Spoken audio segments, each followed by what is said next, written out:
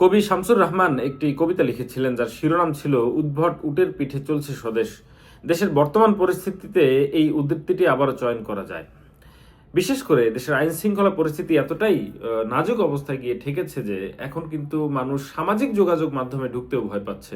কারণ কখন কোন ভিডিও, কোথাকার কোন নির্যাতনের ঘটনা, কোথাকার কোন পৈশাচিক হত্যার ঘটনা সামনে চলে আসে, ধর্ষণের ঘটনা সামনে চলে আসে, এ নিয়ে কিন্তু আতঙ্কে থাকতে হয়। সামাজিক যে এই পরিস্থিতি এমনটাই দাঁড়িয়েছে যে মানুষের নিত্য নৈমিত্তিক যে জীবন রয়েছে সেখানে কিন্তু মানসিক চাপ সৃষ্টি করছে আইন শৃঙ্খলা বা যে পরিস্থিতি তার এই এতটা ভয়াবহ বিপর্যয়। বিশেষ করে বলতে হয় বর্তমান সরকারের কথা। বর্তমান সরকারের মাথায় যিনি বসে আছেন, অনেক আশা নিয়ে মানুষ তাকে বসিয়েছিল, নোবেল বিজয়ী ডক্টর মোহাম্মদ ইউনূস। বলা হচ্ছিল যে তিনি দেশের দায়িত্ব নিলে দেশে এমন একটি পরিবর্তন সূচিত হবে যে গত 15 বছর যে স্বৈর শাসনের অভিযোগ রয়েছে সেই স্বৈর শাসনের ক্ষত দূর হবে তার এই দায়িত্ব নেওয়ার মধ্য দিয়ে। কিন্তু আমরা আসলে অবস্থা দৃষ্টি কি দেখতে পেলাম?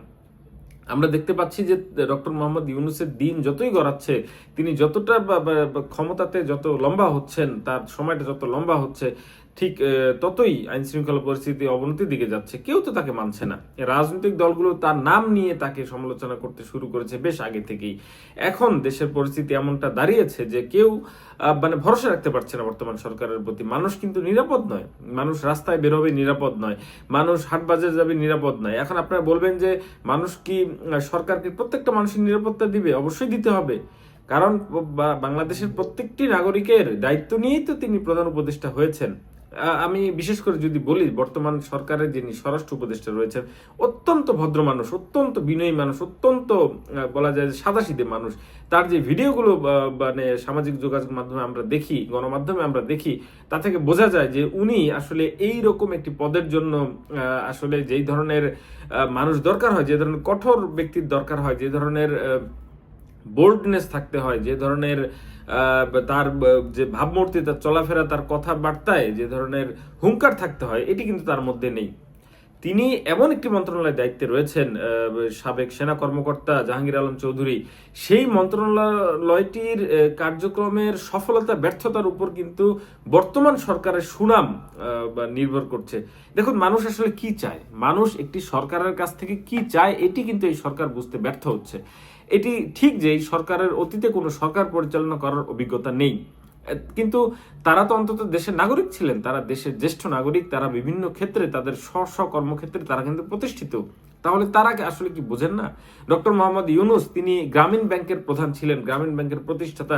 একটি ছোট্ট ব্যাংকে তিনি কোথায় নিয়ে গেছেন, যার মাধ্যমে তিনি কিন্তু নোবেল বিজয়ী হয়েছেন বা নোবেল পুরস্কার পেয়েছেন, তার ব্যাংক পুরস্কার পেয়েছে।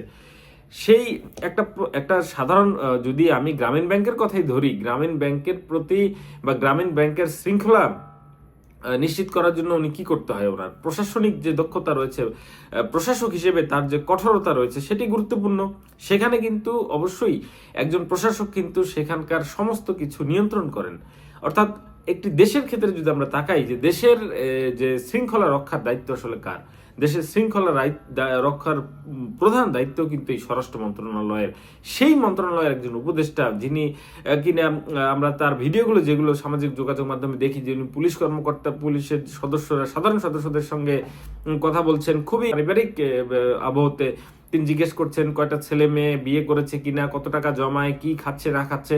আরে এই সমস্ত বিষয়গুলো তো ওই ব্যক্তির নির্দিষ্ট একটি বিষয়, কিন্তু আপনি যদি ওই পুলিশ কর্মকর্তার বা ওই পুলিশ সদস্যের পরিবারের কথা আপনি যদি বলেন, যে আপনি এই প্রশ্নটি তাদেরকে করেছেন যে তাদের পরিবার কতটা নিরাপদ রয়েছে এখন গ্রামে, তারা তো শুধুমাত্র এই পুলিশের পোশাক গায়ের যতক্ষণ আছে ততক্ষণ পর্যন্ত তাদের হয়তো একটা বলা যায় যে কিছুটা নিজেদেরকে রক্ষা করার একটা জায়গা আছে। তারপরে তো মানুষ পুলিশের পোশাক পরা অবস্থাতেও হেনস্থা হচ্ছে, পুলিশকে পেটানো হচ্ছে, পুলিশ আসামি ধরতে গেলে তারা আসামি ছিনতাই করে পুলিশকে উল্টো অস্ত্র কেড়ে নেওয়া হচ্ছে।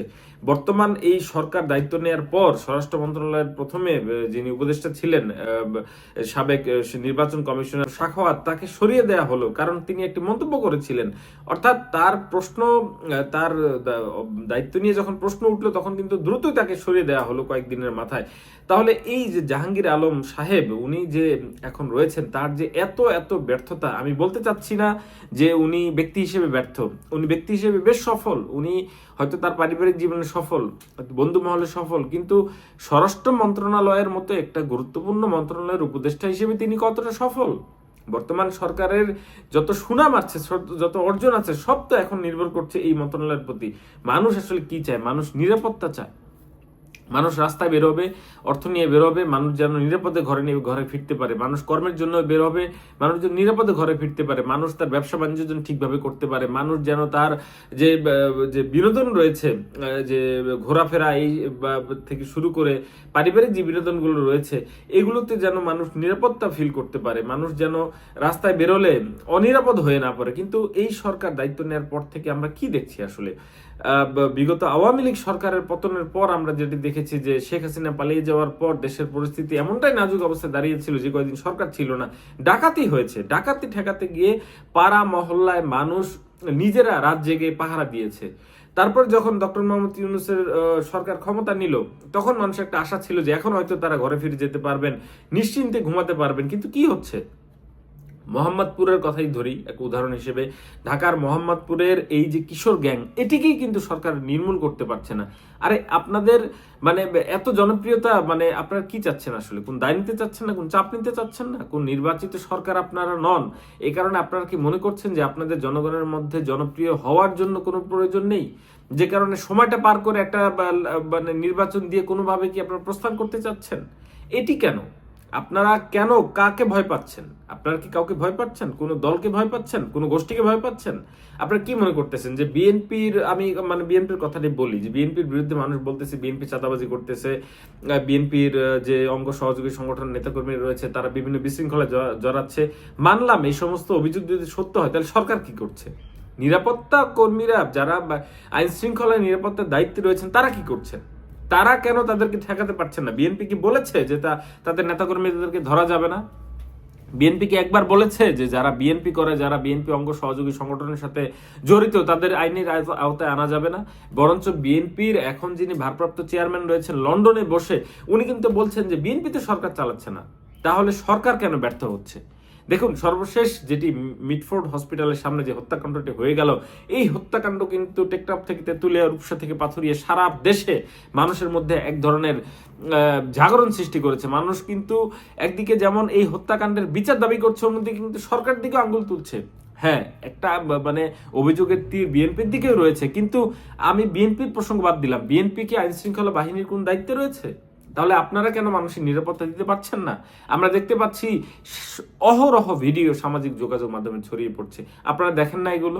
এই সমস্ত ভিডিওতে দেখা যাচ্ছে যে মানুষ নারীদের প্রতি মানে সহিংস হচ্ছে, ধর্ষণের ঘটনা, হাজবেন্ডকে বা স্বামীকে বেঁধে রেখে স্ত্রীকে ধর্ষণ করছে, একজন সনাতন ধর্মী একজন নারীকে ঘরে উলঙ্গ করে তাকে সেই ভিডিও ছড়িয়ে দেওয়া হচ্ছে সামাজিক যোগাযোগ মাধ্যমে। আমরা কোথায় দাঁড়িয়েছি আপনি বলুন তো? এই সমস্ত কারণেই কি ডক্টর মোহাম্মদ ইউনূসের প্রতি মানুষ ভরসা রেখেছিল? ডক্টর মোহাম্মদ ইউনূস চাইলে কি পারেন না দেশের আইন শৃঙ্খলা পরিস্থিতি নিয়ন্ত্রণ করতে? কেন স্বরাষ্ট্র উপদেষ্টা যদি তিনি ব্যর্থই হন, তিনি যদি কঠোর নির্দেশনা পুলিশকে দিতে ব্যর্থ হন, তিনি যদি কঠোর নির্দেশনা র্যাবকে দিতে ব্যর্থ হন, তিনি যদি কঠোর নির্দেশনা যারা মাঠ পর্যায়ে রয়েছে শৃঙ্খলা দায়িত্বে তাদেরকে যদি ব্যর্থ হন, তাহলে তিনি কেন অন্য একটি মন্ত্রণালয়ের দায়িত্ব নিচ্ছেন না? তাকে এখান থেকে সরিয়ে দিয়ে এমন মন্ত্রণালয়ের দায়িত্ব দেওয়া হোক। অনেক মন্ত্রণালয় রয়েছে, সমাজ কল্যাণ মন্ত্রণালয় রয়েছে, ধর্ম মন্ত্রণালয় রয়েছে নারী ও শিশু বিষয়ক মন্ত্রণালয়, এই সমস্ত মন্ত্রণালয়ের দায়িত্ব দেওয়া হোক তাকে। কৃষি মন্ত্রণালয়ের দায়িত্ব তাকে দেওয়া হয়েছে, এটাও অনেক বড় মন্ত্রণালয়, ঠিক আছে। তাও ওইখানে তার কৃষকদের সাথে যে ধরনের আচরণ করতে হয়, তার সেই আচরণ বর্তমান যে স্বরাষ্ট্র উপদেষ্টা রয়েছেন তার রয়েছে। তিনি কৃষি মন্ত্রণালয় সামলাক, তিনি স্বরাষ্ট্র মন্ত্রণালয় ছেড়ে দেখ। স্বরাষ্ট্র মন্ত্রণালয়ের মতো একটা মন্ত্রণালয় চালাতে গেলে যে ধরনের বোল্ডনেস থাকতে হয়, যে ধরনের হুঙ্কার তাকে দিতে হয়, তিনি হুঙ্কার দিলে তো মানুষ হাসে, তিনি হুঙ্কার দিলে মানুষ ট্রল করে। উনি প্রথমে বললেন অপারেশন ডেভিল হান্টের মধ্যে উনি কি করেছেন? কতজনকে ধরেছেন? কারা তারা? তাদের বিরুদ্ধে কি ব্যবস্থা নেওয়া হয়েছে? তার মধ্যে যারা আইন শৃঙ্খলা পরিস্থিতি অবনতির জন্য দায়ী তারা আছেন কিনা? এখন উনি বলছেন চিরুনি অভিযান চালানো হবে। আচ্ছা, চিরুনি অভিযানটা এখন কেন চালাবেন আপনারা? এত মানুষের প্রাণহানি হয়ে গেল, এত মানুষ এখন নিরাপত্তাহীনতায় ভুগছে। রাজনৈতিক দলগুলোর কর্মীরা যদি এতে দায়ী হয়, তাহলে তাদের বিরুদ্ধে ব্যবস্থা নিতে আপনাদের অন্তরায়টা আসলে কোথায়?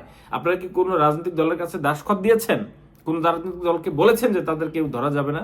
আপনারা কি ভয়ে আছেন যে এখন যদি যদি কোনো দল, আমি কোনো নাম মেনশন করছি না, যদি এটা বিএনপি হতে পারে, জামাত হতে পারে, এনসিপি হতে পারে, জাতীয় পার্টি হতে পারে, কিংবা স্বৈরাচারের দোসর হিসেবে যারা খ্যাত অর্থাৎ আওয়ামী লীগের দোসর হিসেবে যারা ছিল তারা হতে পারে, তারা যদি ভবিষ্যতে ক্ষমতায় আসে আপনারা দেশে বসবাস করতে পারবেন না, এই ভয়ে তাদের বিরুদ্ধে ব্যবস্থা নিচ্ছেন না। আপনারা এগুলো করে সাধারণ মানুষের জীবনটাকে বিপন্ন করে দিচ্ছেন। আপনারা কেন ভাবছেন না? কেন এখন আপনার চিরুনি অভিযানের কথা বলছেন? বিশেষ করে বলতে হয় সেনাবাহিনীর কাছে ম্যাজিস্ট্রেসি পাওয়ার রয়েছে। আমরা তো সেনা প্রধানকে বিগত সময় বলতে শুনেছি যে আর কোনো বিশৃঙ্খলা, আর কোনো মব শুনতে সহ্য করা হবে না। তো এই সমস্ত ঘোষণা আসলে কোথায়? উনি কি করতেছেন এখন?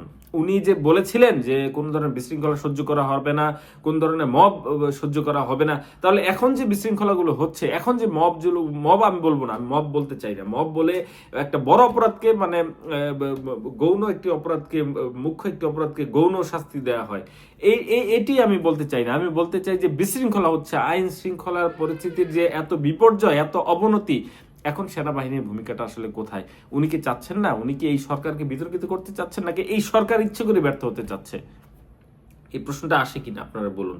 আপনারা যারা সাধারণ মানুষ রয়েছেন, দেশ নিয়ে ভাবেন, দেশের বর্তমান পরিস্থিতি নিয়ে ভাবেন, আপনাদেরকে যখন দেশের এই সমস্ত ঘটনাগুলো, বিচ্ছিন্ন ঘটনা হোক, কিন্তু এই সমস্ত ঘটনাগুলোকে যখন একই সুতে আপনারা গাঁথবেন, তখন কিন্তু আপনারা দেখবেন যে আমরা কেউই নিরাপদ না দেশে যারা রয়েছেন আপনারা। তো আপনারা যদি এই মুহূর্তে সরকার আসলে কি করা উচিত, এই মুহূর্তে নির্বাচনের পাশাপাশি সরকারের সবচেয়ে বেশি যেটি দরকার, যে এমনভাবে আইন শৃঙ্খলা পরিস্থিতি নিয়ন্ত্রণ করা দরকার, দেশের এই যে সমস্ত দুষ্কৃতিকারীদেরকে এমনভাবে নিয়ন্ত্রণ করা দরকার যেন মানুষ একটা সুই ফোটানোর মতো জায়গাও না পায় অপরাধ করার জন্য। আপনারা যদি আপনাদের আইন শৃঙ্খলা যে বাহিনী রয়েছে তাদের পর্যাপ্ত সদস্য না থাকে, নিয়োগ দেন। আপনারা সাময়িকভাবে পুলিশিং, কমিউনিটি পুলিশিং এর প্রতি জোর দেন।